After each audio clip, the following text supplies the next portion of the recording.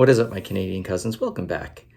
Yes, we are returning to history, World War II again. I've covered World War II and Canada's participation in the ground war in a number of instances, and I just always like to look at these videos and reiterate the fact that Canada's participation in the war, and in particular the Atlantic and Europe, cannot be understated because it is a country that had a relatively small population, relatively small economy, but punched way above its weight and helped contribute the necessary supplies, material, weapons, and personnel necessary to fight the war.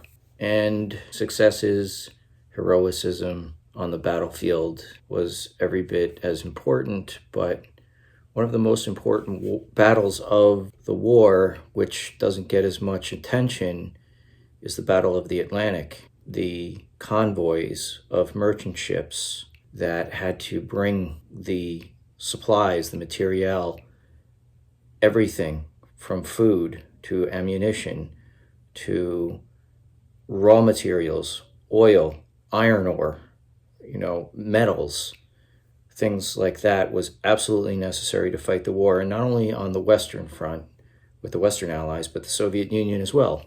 Soviet Union did the largest by far proportion of fighting and dying, and keeping the Germans so busy on the Eastern Front that it allowed us, the Western Allies, to successfully invade Western Europe in the Normandy campaign and onward from there.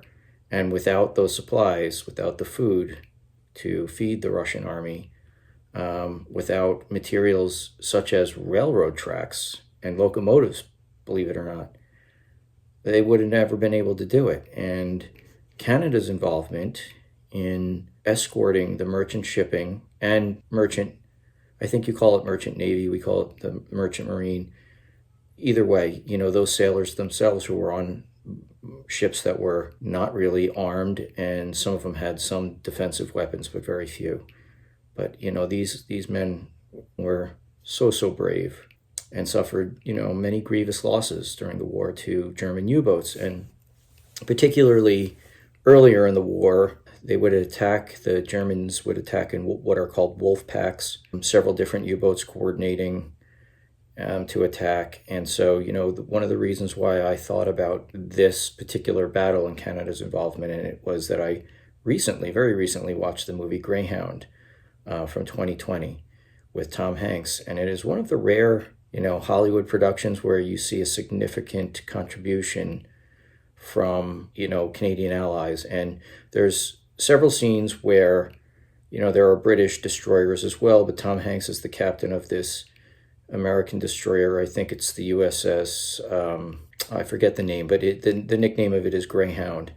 And they show how it coordinated particularly with a Canadian Corvette called the Dickey. I don't know if it was a real ship, because I don't think the Greyhound was. I think it was just based on truth, but not a true story unto itself. But so I don't know if it was the HMCS Dickey, or Dickey was its nickname, or what have you. But there's just these wonderful scenes where those two ships really stand out to coordinate to fight the U-boats at night, and in the day, but at night in particular, because they would surface, and sonar would not be relevant in that case, and surface, ship-to-ship surface radar wasn't very good at the time. So having watched that movie, I thought, well, this is great. I want to look a little bit more into Canada's involvement in the Battle of the Atlantic. I did know, that the Canadian Navy was instrumental in the convoys, but I don't know any particulars. And so we're going to look at one particular ship today, which is still in existence, and it's in Halifax Harbor, the HMCS Sackville. But before we do, we're going to take a quick look at this one scene from the movie Greyhound, where the American destroyer and the Canadian Corvette are coordinating to take down a U-boat. It's really great. And from what I can see reading the comments from people who, served in navies in the US and Canada, they feel like this was a very accurate depiction of these types of battles. So let's watch that, and then we're going to get into taking a look at the specific and real ship, the HMCS Sackville. Before we do, I think I just want to briefly describe what a Corvette is. For those of you that don't know, it's a really cool car, but not in this context. The U.S. Navy doesn't, and I'm not a naval war expert, but just I know this. The U.S. Navy to this day doesn't use Corvettes, and we didn't in World War II. We didn't build them, let's say. We relied more on destroyers, which were bigger, faster, and more heavily armed than a Corvette. Corvette was originally built really more for near-to-shore defense and escorts, but Canada built a lot of these Corvettes that were Flower class because the British Navy named these ships out after different flowers. The Canadians didn't, but they built these Corvettes for use in the British Navy, and they used them themselves in the Royal Canadian Navy. And they were very maneuverable. They were hard to live in open sea. They would get tossed about quite a bit, but they were very effective at hunting U-boats. And actually the U.S. Navy not the U.S. Navy, the U.S. Coast Guard did purchase a bunch of these Canadian Corvettes from Canada for use in defending the eastern seaboard of North America. So we did have them in our military, but it wasn't generally a tool of our Navy. It was more of a tool of your Navy and the British Navy. And so that's what these ships were. Very uncomfortable, very maneuverable, and quite effective. Okay, my friends, so having said that, let's start off with this scene from Greyhound, and then stick with me, and we'll take a look at the Sackville, and I hope we all get some enjoyment and education from this. I'll see you on the flip side. General quarters, all hands, command your battle stations. Ready to intercept at 16 knots, sir. We'll do our best to hammer them. Understood, Dickie. Keep them under by all means. Keep them under. Aye, sir. So the voice that you were hearing over the radio was the captain of the Canadian, I was going to say frigate, the Canadian Corvette Dickie, coordinating with Tom Hanks's character, the captain of this destroyer Greyhound. Combat con. Keep a sharp eye out for surface radar bearing 170. Sir, I have the deck in the con. Very well. Mr. Watson has the deck in the con. Distant contact bearing 160. Sonar reports distant contact bearing 160. Dickie, Greyhound, the contact is now 10 degrees to my port. Aye, sir. Aye, sir. Mr. Lopez, Single charges, sir. single charges, yes. Sonar reports contact bearing 160. Starboard bow. All mounts, fire at will. I've got him, Mr. Watson. Captain has con. Right sharply, another 10 degrees. Right sharp 10 degrees, aye, sir. Contact bearing 156. Sonar reports contact bearing 156. Range steady at 1,080 yards. Greyhound, Dickie, I have him dead to rights. I'm attacking. Range 1,000. Left full rudder to 085. Come on in, Dickie. I'm turning to port to clear for you. Thank you, Greyhound. Here we come. Left full rudder to 170. Left full rudder. All ahead flag. All ahead flank, guys, sir. Torpedo! You're training, son. Bearing, range. Torpedo in the water. Starboard beam. 400 yards, sir. Torpedo! Bearing 210, range 300. There, sir, 2 fish.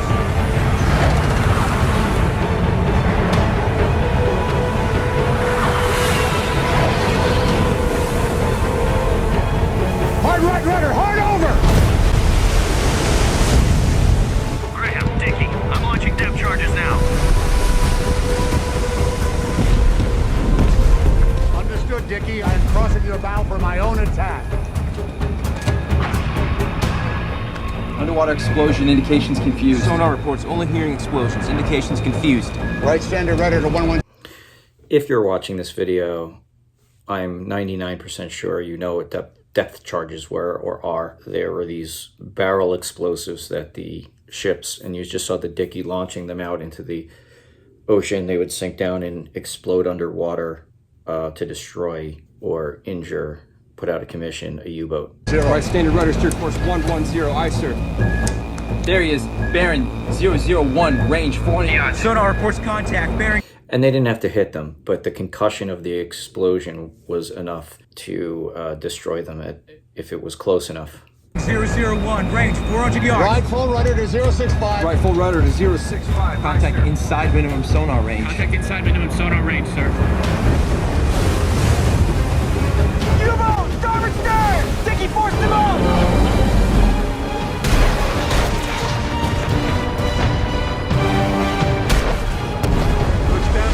Can't submerge. Hard right rudder! Hard over! Coming in close! U-boat! Starboard bow!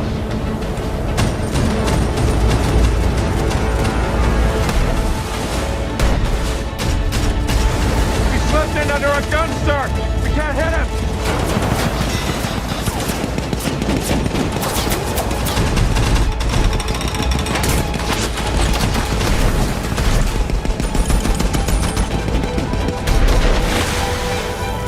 He's coming back in! Port side ahead, sir! Greyhound Dicky, I'm on him, sir. Give him hell, Dicky! Left full rudder. Loop around and help Dicky.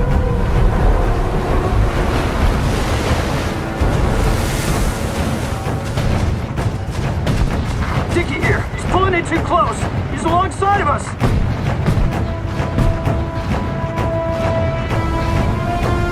So what's happening here, I think you can imagine, is that the Dicky used its depth charges and damaged the U-boat. It surfaced, it can't dive again, and the U-boat's tactic for trying to survive this onslaught by this Canadian Corvette and the American destroyer is to come in so close to the ships that the guns can't level down on them, but their deck gun is powerful too. Not as much as what's on the Corvette or the destroyer, and this close-in tactic is how the U-boat is trying to survive. And so both the Dicky and Greyhound are trying to coordinate to do this dance to get, one far enough away from the other to, finally hit them with everything they've got.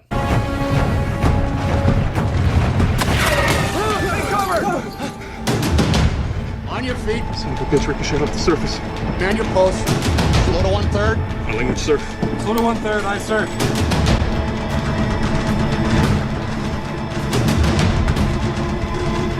Dicky's in the line of fire! You're off, Dicky. You're off. Hold your fire. Left full rudder. Left full rudder. Local control. Stand by broadside to port. Fire as they bear. Aye, sir.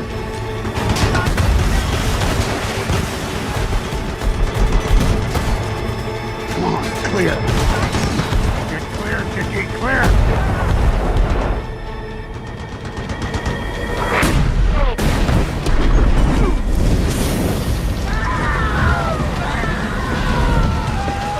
Corvette! Dicky's clear! All mounts, commence fire.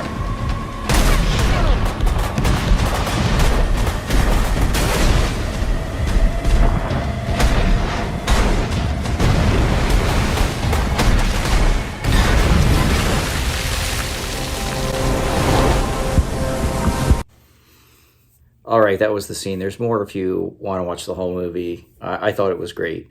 And at the end, what you saw there was once the Dicky was able to get clear of being alongside the U-boat, then both ships were able to train their guns and just pound it and ultimately destroyed it.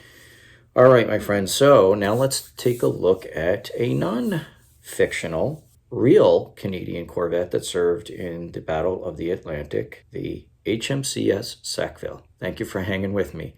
Oh, and if you are enjoying this content and you are so inclined, please like and subscribe. Thank you. To it.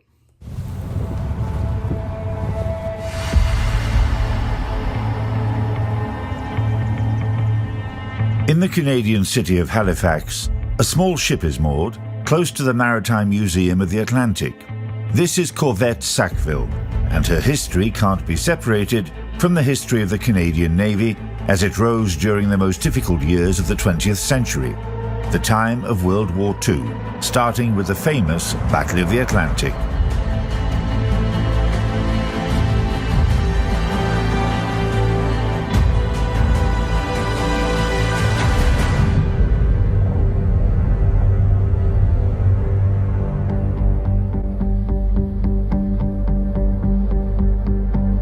On September 3, 1939, 2 days after Germany had commenced their invasion of Poland, Great Britain and France declared war against the Nazis' Third Reich.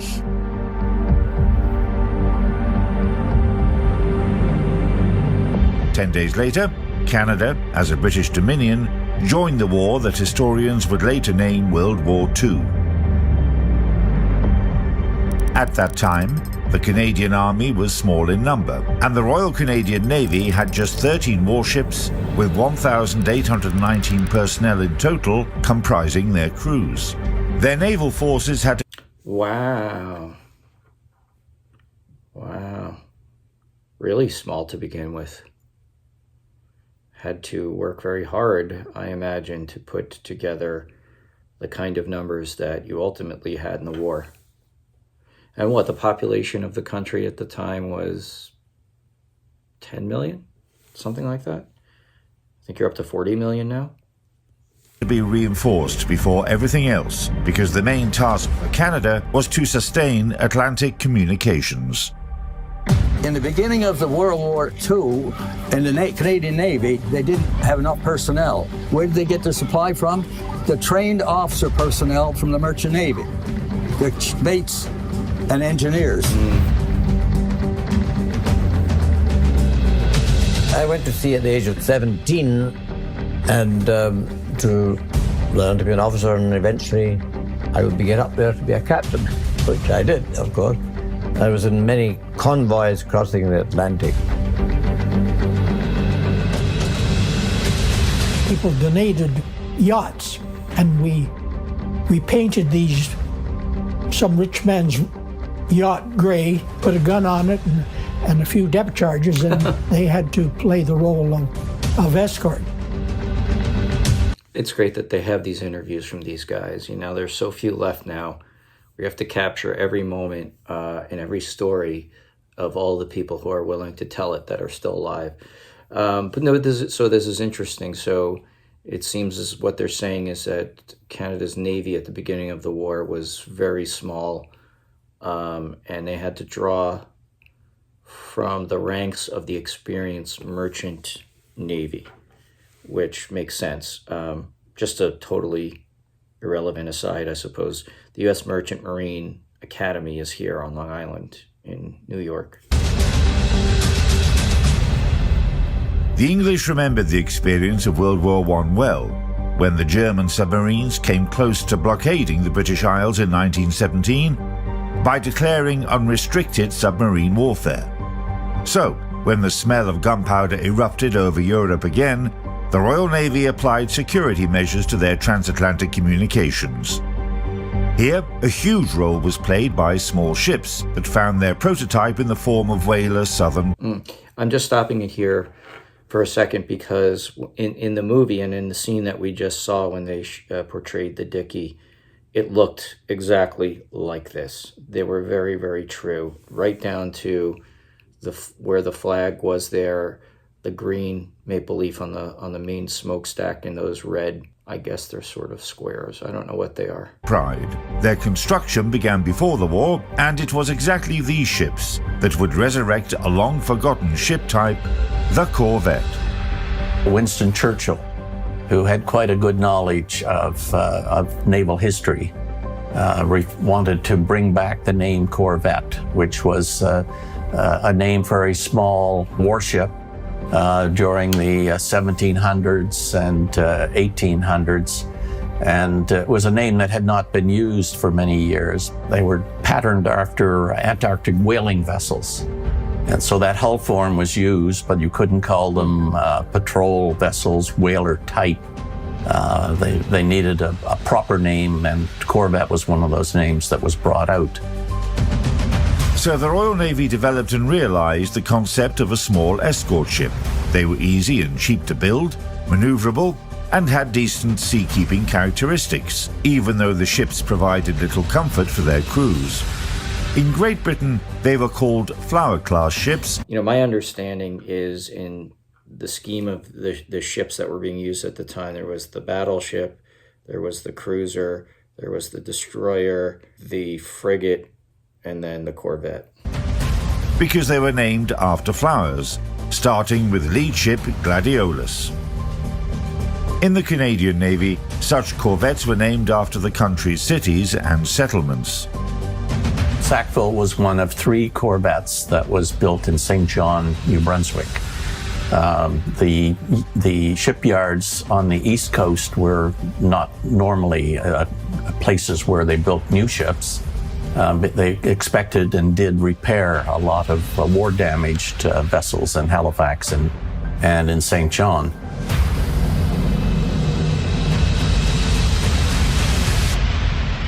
She was the last one to be completed and was commissioned into the Royal Canadian Navy on the 28th of December, 1941.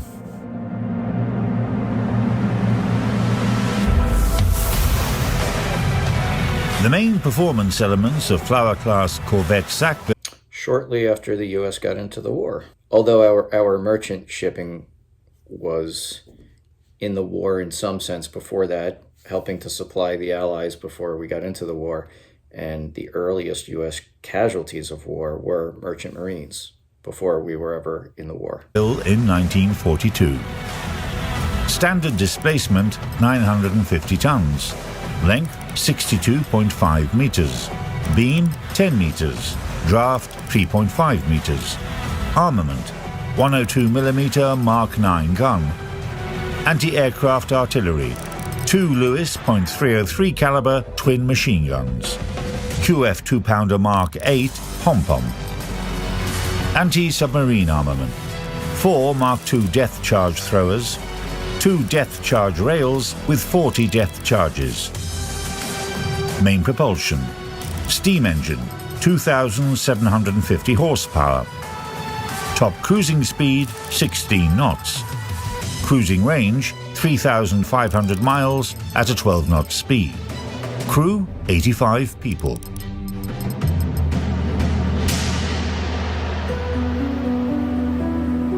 So a larger crew than I would have expected from such a small ship. There was an initial order of 64 corvettes very early in the war. There were 122 corvettes built in Canada. Some served in the UK, some served in the American Navy and Coast Guard, in fact, as patrol vessels along the American eastern seaboard. One of the first corvettes going over, and we were sending some of them to Britain. And supposedly it had a wooden pole in place of a gun because, at that time we didn't have spare 4-inch guns. Now, whether it's true or not, but I probably was.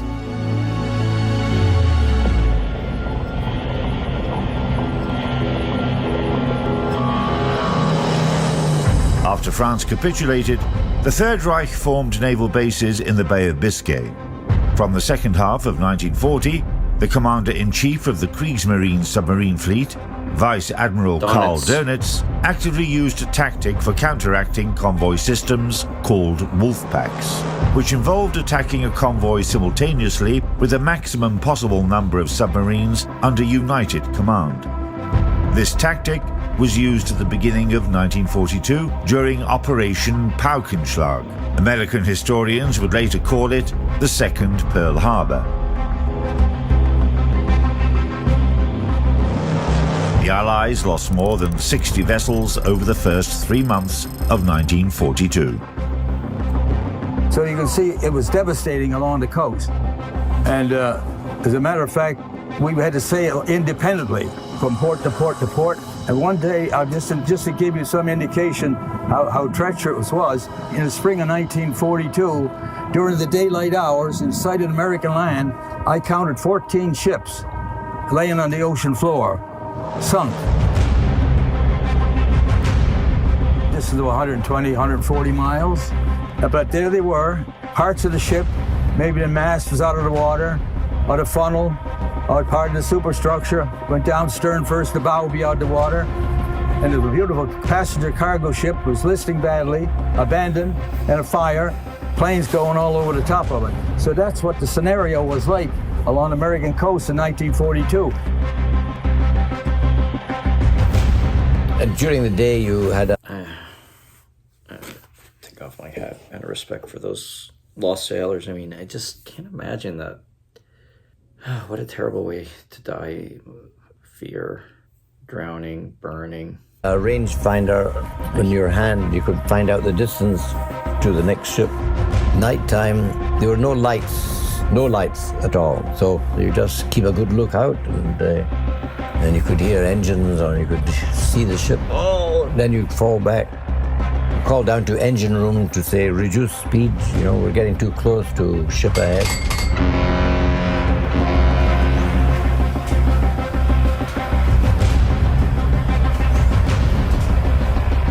But it could not show a light, not even a cigarette. To say if you had a cigarette light, the U-boats would see it.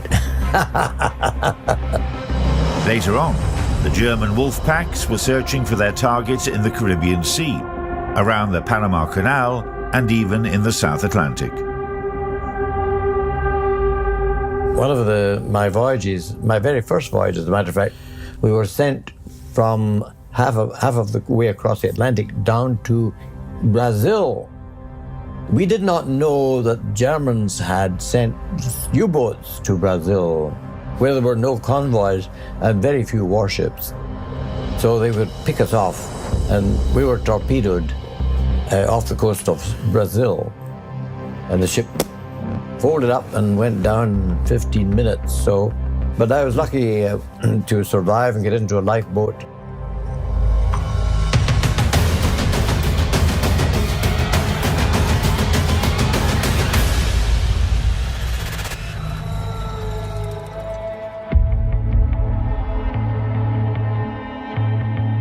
In the darkest hours of the Battle of the Atlantic, the main protection of sea convoys, primarily in the northern part of the ocean, was provided by these small ships, Sackville and her sister ships. The Flower-class corvettes were initially thought to be just coastal escorts. And however, as the war went on, it was necessary for them to operate in the open ocean and escort convoys across the Atlantic. They were good seaboats. The corvettes were fine seaboats, but they rolled in any kind of a seaway. They were uncomfortable, but they were safe.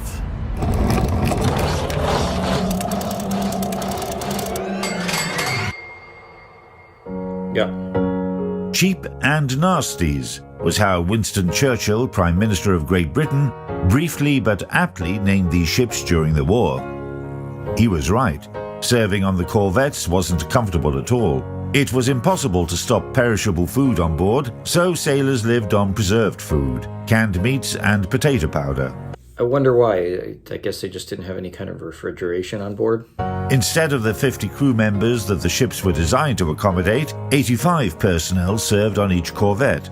Those who were free from their duties slept on lockers and tables. Flower-class corvettes was in heavy weather. It was one hell of a ride.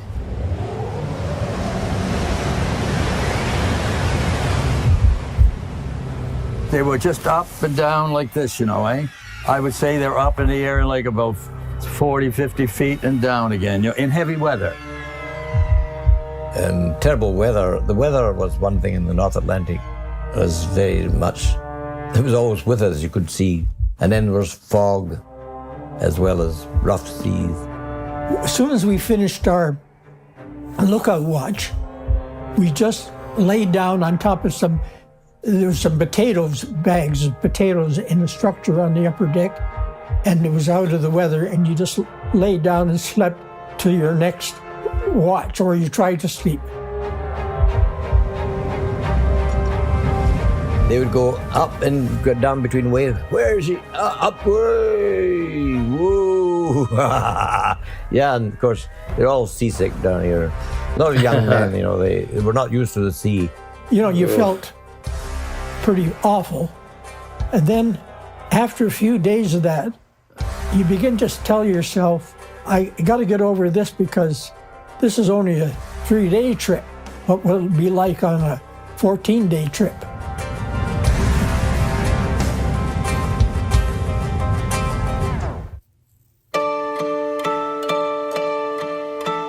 The crews of the first Corvettes in 1940 were formed of young guys who had entered the naval service because of its romantic and adventurous appeal, but they often hardly knew a thing about life in the Navy. These ships were headed by reservists, officers of merchant ships who had impressive sailing experience but little to no naval experience. Both sailors and officers, after a short drill, had to undertake practical training right in the midst of war.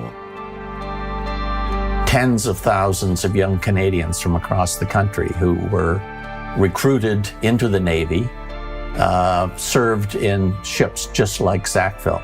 It was their first introduction to going to sea.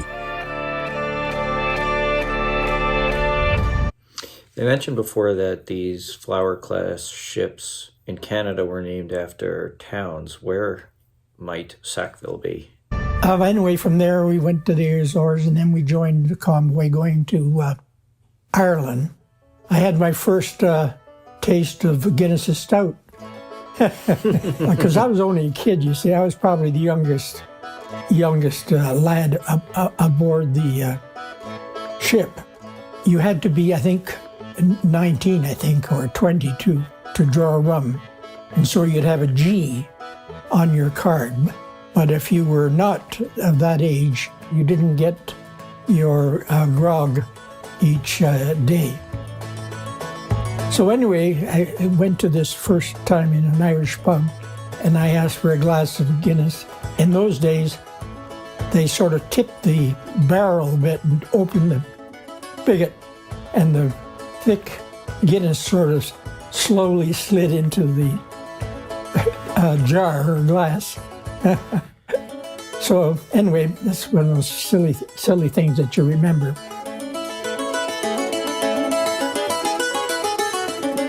I wish I had a Guinness right now. And these volunteers, but again, they were young and they were in for excitement. A pint of vitamin G. And they were prepared to put up with the bad conditions.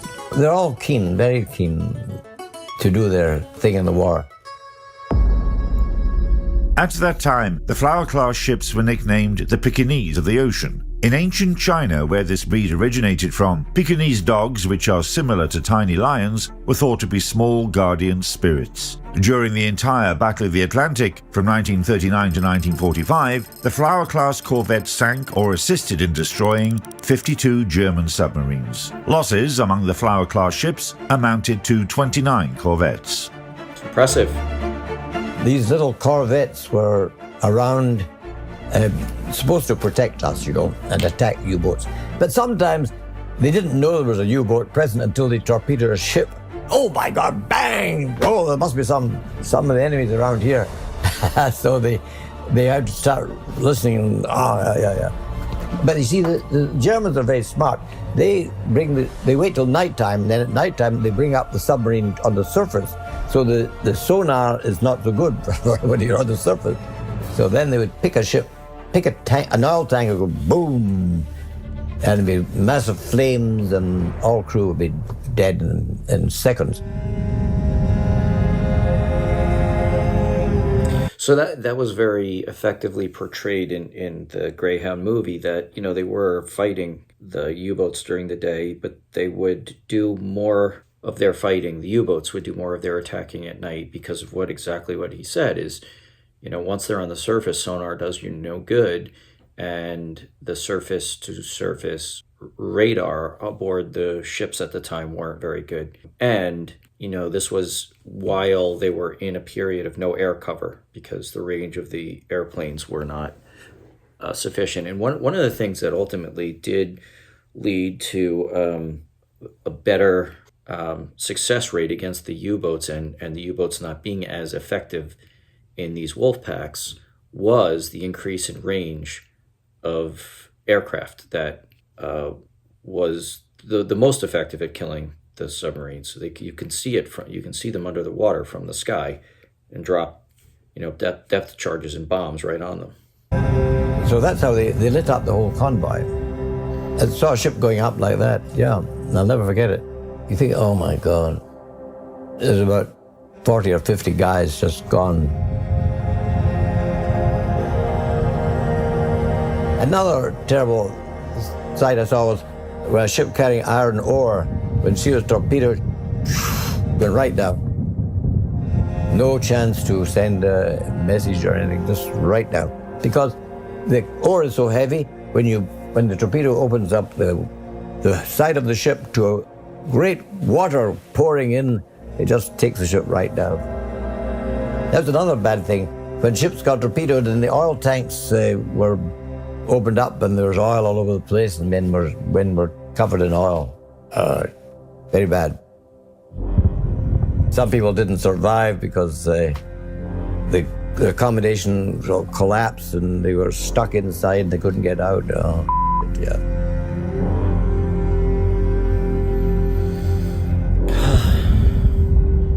And not only that, being the men in the water in these oil slicks, if the oil caught fire, the whole surface of the water was on fire. They were on fire. There was no way to escape it.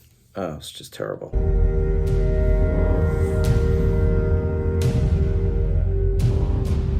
Sackville also had to join the vicious fights against the Wolfpacks. It happened in August 1942. The Corvette was escorting convoy ON 115 when it was attacked by 2 submarine Wolfpacks near the shore of Newfoundland. I wasn't afraid of submarines because I could not see them. You didn't know they were there until bang!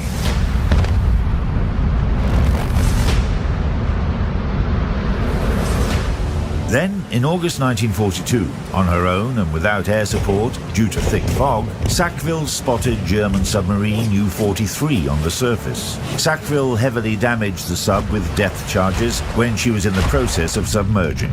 The next day, the Corvette attacked another submarine, U-704, when the latter was submerging for an attack on a convoy. The sub was forced to retreat. After a couple of hours, the Corvette detected U-552 with sonar. That sub wasn't able to flee without taking damage. A 4-inch shell from Sackville hit the conning tower of the submarine, and after she had submerged, the Corvette dropped a depth charge. The submarine, headed by famous and skilled commander of underwater warfare, Eric Topp, miraculously survived after taking severe damage and managed to return to base. The resolve of Sackville's crew played a crucial part in the convoy losing just 2 out of 41 ships. These Corvettes were here to help us, and if I'd been sunk in a convoy with a Corvette, they would come and pick us out the water. Impressive.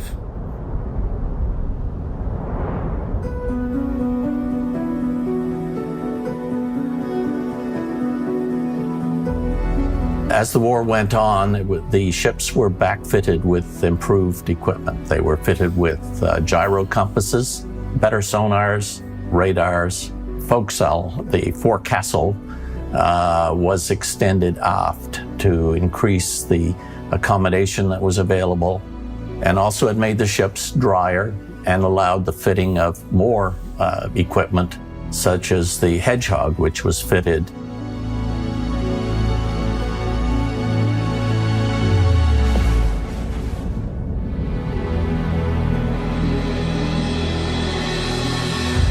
However, at the same time, there were a lot of new ships being built, and certainly ships such as the River-class frigates that were built in Canada were basically greatly improved versions of the Corvette. Slightly bigger, more heavily armed. At the beginning of the war, up until 1943, they didn't have such good equipment. Now, later on, they got good equipment. They also had more aircraft cover. They even made some merchant ships into aircraft carriers by putting a deck across the top. U-boats had to keep down. They couldn't sit on the surface and pick us off like that. She's a beaut.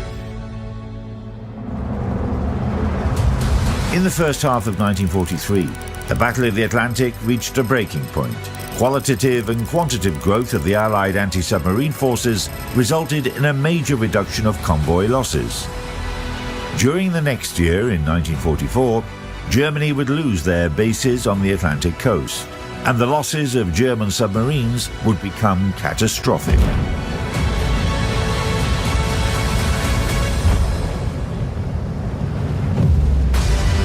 All these factors resulted in a dramatic cut of the Wolfpacks. By the middle of 1943, submarines could no longer move so freely in the northern Atlantic.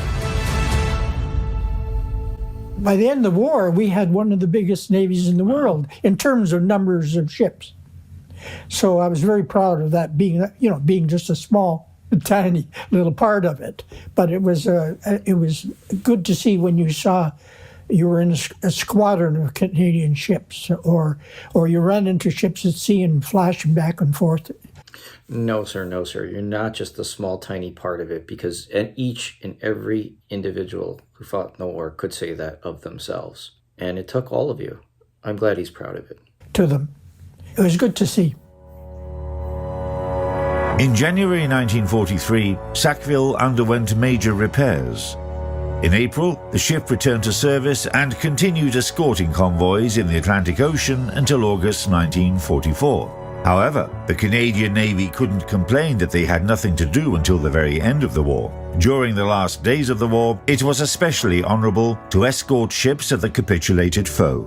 German admiral had been instructed by the Allies that all German submarines were to come to the surface, fly a black flag, and proceed to the nearest Allied base. That was the idea of it. The message came telling our squadron commander to take the 5 Canadian ships and intercept. There were 15 German submarines proceeding south. So we closed in on these German submarines, and we sent one of our officers to the senior German officer. So anyway, they obeyed, and we escorted these 15 German U-boats to Loch Araball, Scotland. A lot of people had never seen a U-boat. Or maybe they saw just a little bit of one. And suddenly 15. And it was pretty rough in the North Sea, so the German conning tower, say half of them would be up and half down and disappear. Then the submarines that were down are up and the other ones are down.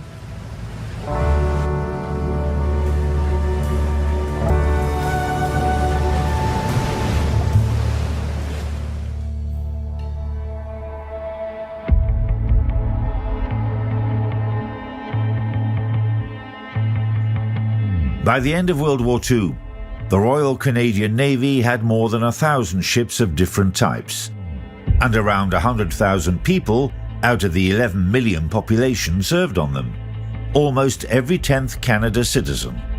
They were great sailors. They were very good. We respected the Canadian Navy, and the Air Force was good too. They would come out and look over the convoys, look for U-boats. They were very good. Oh, they were great, yeah.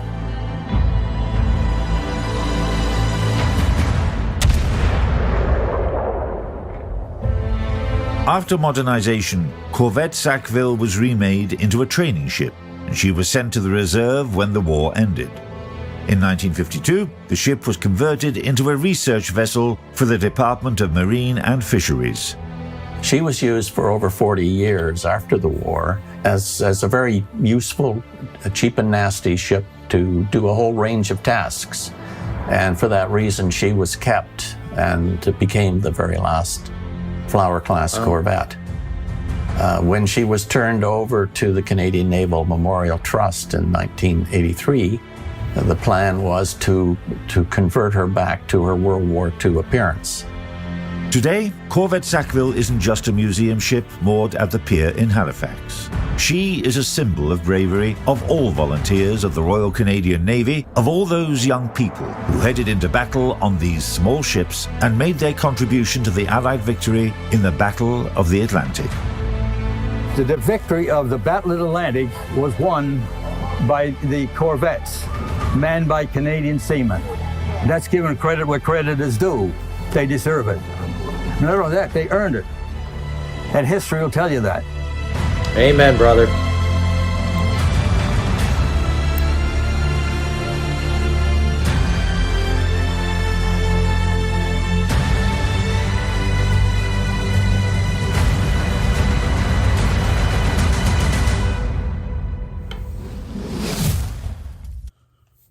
That was just amazing, amazing, wonderful. I loved it. I loved it, and I hope you did too. So all I'm going to say in conclusion is that I have been trying very hard to get to Halifax because there's a lot there I want to see. And, you know, we had a tentative plan for over the summer and then this fall of last year, and it just... I had a very busy 6-9 months at work, and you know there was a time I wasn't very active doing these videos because of that. So now the plan is in the spring, and I am 1,000% going to visit the HMCS Sackville. Can't wait. I've been to World War II era ships at Pearl Harbor. There is a museum here in New York City on the Hudson River side. It is the aircraft carrier from World War II, USS Intrepid. And yeah, I love these tangible pieces of history to stand on a deck where those men served. Can't wait to see it. All right, my friends, thanks for watching. I'll see you soon. Peace.